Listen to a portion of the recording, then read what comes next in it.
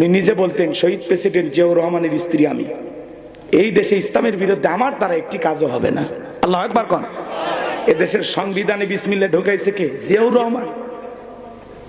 আল্লাহর এই একটা আয়াতকে আমল করার কারণে মৃত্যুর পরে দেখছেন সারা দেশ জুড়ে তার জানাজা নামাজ হয়েছে। কথা কোন ঠিক কিনা? সারা দেশ হাজী সাহেবদের দোয়া পায়। কেন?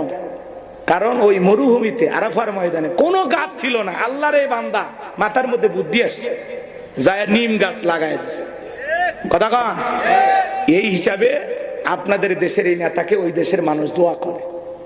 কথা কন। খানায় খাবার গেলাপ তারে উপহার হিসেবে দেওয়া হয়েছে। রাগ করতেছেন?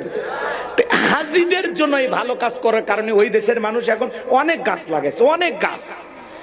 এরপরে আরাফার দিনে আমি তো এবার হজে গেছিলাম, যে পরিমাণে তাপ, তাবুর ভিতরে এসি চলতেছে তাও গরম, টিকে থাকা কঠিন।